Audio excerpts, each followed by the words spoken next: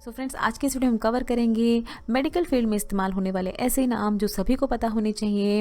Report देख के जान सकते हैं आप खुद ही अपनी मेडिकल कंडीशन, अपनी या अपने किसी फ्रेंड्स की या अपने किसी रिलेटिव की, फैमिली मेम्बर की रिपोर्ट आप खुद ही देख सकते हैं और उसमें जो जो टर्म्स आपको बताई गई हैं, लिखी गई हैं, वो आप खुद ही देख के जान सकते हैं।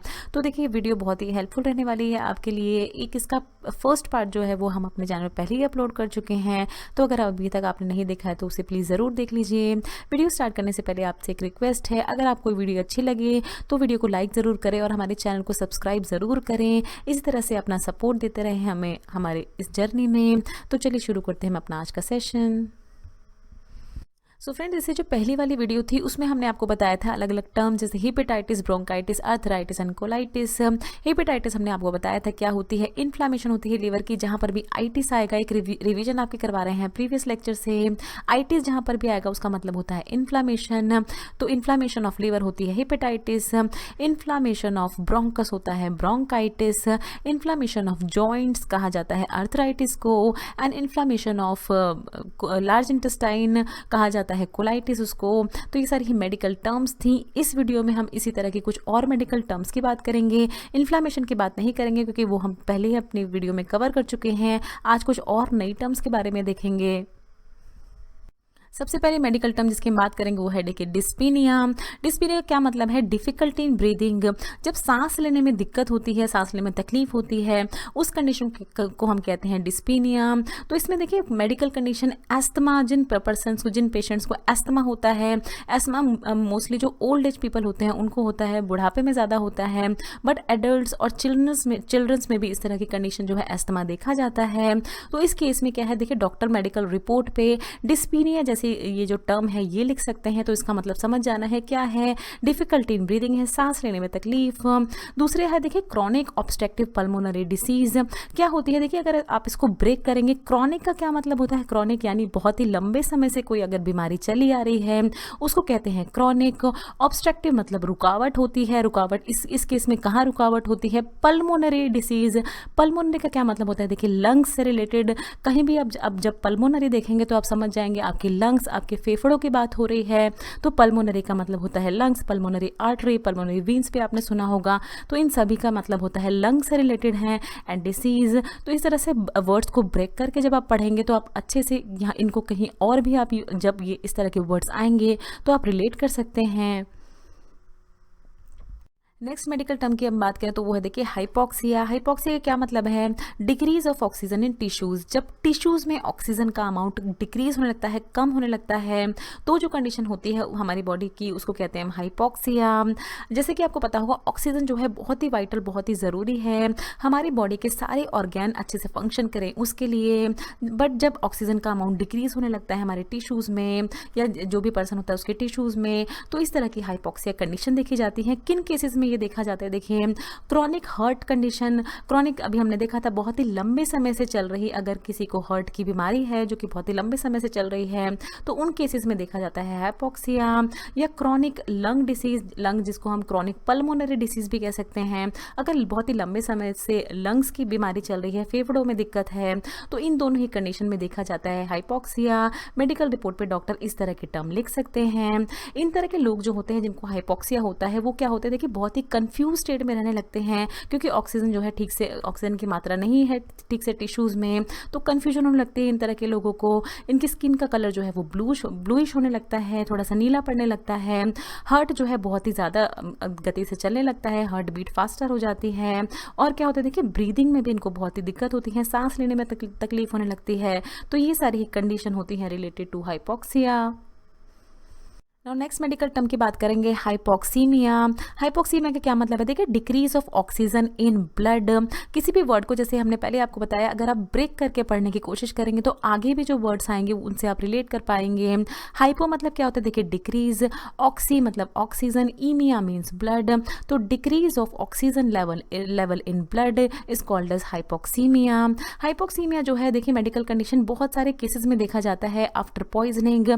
अगर किसी तरह की पॉइजनिंग हो गई है है पर्सन को। तो इस तरह की हाइपोक्सीमिया कंडीशन देखी जाती है, उसको सांस लेने में दिक्कत होने लगती है, ब्लड फ्लो सर्कुलेशन जो है उसमें रुकावट आने लगती है उसकी बॉडी में पॉइजनिंग के बाद। तो उस कंडीशन में डॉक्टर जो है इस तरह की टर्म लिखते हैं मेडिकल रिपोर्ट पे।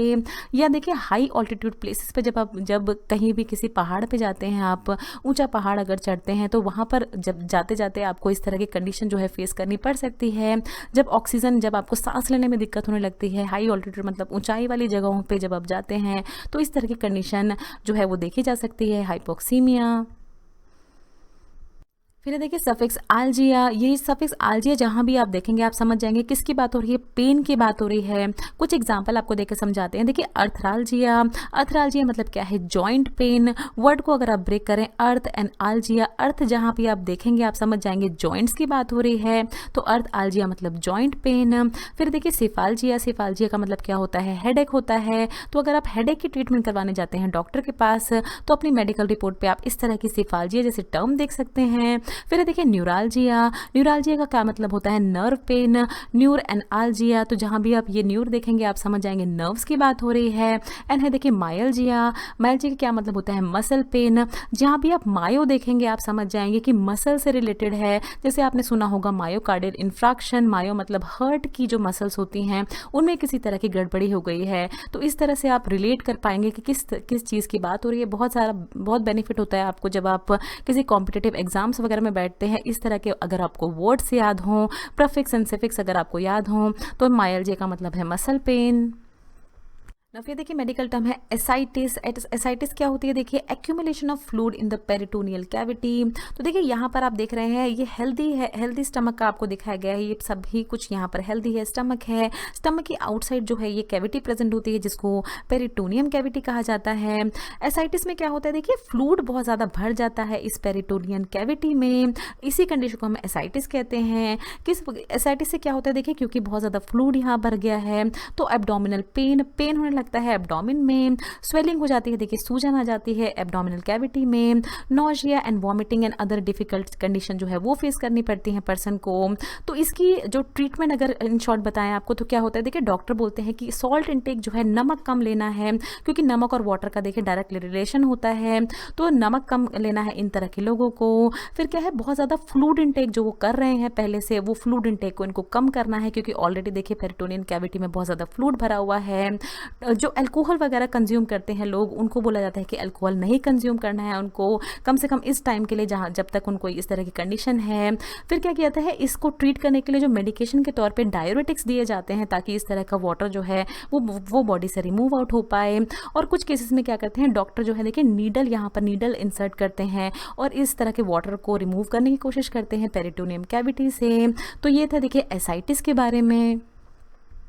फिर देखिए सफिक्स की अगर हम बात करें मिगेली, तो मिगेली जहाँ पर भी आप देखेंगे मेडिकल रिपोर्ट में आप समझ जाएंगे उसका मतलब है इंक्रीज इन साइज। तो किसी पार्ट का अगर साइज इंक्रीज हो गया है तो उसको डिनोट किया जाता है मिगेली की फॉर्म में। जैसे हम देखें कुछ एग्जाम्पल तो है स्प्लिनोमेगेली। स्प्लिनोमेगेली का मतलब है देखिए हेल्दी स्प्लिन इतनी होती है, बट स्प्लिनोमेगेली में क्या होता है, स्प्लिन का साइज इंक्रीज हो गया है। तो इसको भी आप अगर स्प्लिट करके पढ़ें तो स्प्लिनो मतलब स्प्लिन एंड मिगेली मतलब इंक्रीज इन साइज, स्प्लिनोमेगेली। फिर दूसरी टर्म अगर हम देखें तो है नेफ्रोमेगेली। नेफ्रोमेगेली का मतलब क्या है, किडनी का साइज जो है वो इंक्रीज हो गया है। जहां भी फिर से आप देखिए स्प्लिट करेंगे, नेफ्रो जहां भी आएगा आप समझ जाएंगे किडनी की बात हो रही है। मिगेली जैसे हमने आपको बताया इंक्रीज इन साइज की बात हो रही है, तो आप कनेक्ट करके इसको पढ़ सकते हैं। फिर देखिए हिपैटोमेगेली। फिर देखिए हिपैटो जहां भी आएगा आपको समझ जाना है, हिपैटिक या हिपैटो कोई भी ऐसी टर्म आए आपको समझ जाना है किसकी बात हो रही है, लीवर की बात हो रही है। तो इसमें देखिए एनलार्जमेंट ऑफ लीवर है, ये हेल्दी लीवर आप देख रहे हैं, ये एनलार्ज लिवर हो गया है, साइज बढ़ गया है लिवर का। तो इस कंडीशन को हम कहते हैं हिपैटोमेगेली। हेपेटाइटिस हमने देखा था इन्फ्लामेशन ऑफ लिवर। तो इस तरह से आप देख सकते हैं जहां भी ये वर्ड आते हैं कोड वर्ड्स, इससे आप समझ सकते हैं कि ये किस ऑर्गेन से रिलेटेड है। फिर बात करेंगे देखिए प्रीफिक्स हाइपर एंड हाइपो की। I hope prefix and suffix आपको पता होगा। प्रीफिक्स क्या होते हैं, ऐसे वर्ड होते हैं जो कि रूट वर्ड के पहले लगाए जाते हैं, जैसे hyper and hypo. And suffix होते हैं जो कि रूट वर्ड के बाद में आते हैं। तो इसमें देखिए प्रीफिक्स की अगर हम बात करें, हाइपर इसका मतलब होता है इंक्रीज इन वैल्यू, हाइपो मतलब होता है डिक्रीज इन वैल्यू। तो जहां भी आप हाइपर और हाइपो देखेंगे आप समझ जाएंगे कि वैल्यू इंक्रीज हुई है या डिक्रीज हुई है। अगर हम बात करें देखिए बहुत ही कॉमन टर्म है हाइपर टेंशन। तो जब भी ब्लड प्रेशर इंक्रीज होता है उसको हम डिनोट करते हैं हैं हाइपरटेंशन की फॉर्म में। और फिर है देखिए हाइपोटेंशन, जब ब्लड प्रेशर जो है हमारी बॉडी का वो डिक्रीज हो जाता है उसको हम कहते हैं हाइपोटेंशन। तो इससे आप पता लगा सकते हैं ये मेडिकल ये जो है इस तरह के वर्ड्स बहुत ही कॉमनली मेडिकल रिपोर्ट पे आप देख सकते हैं।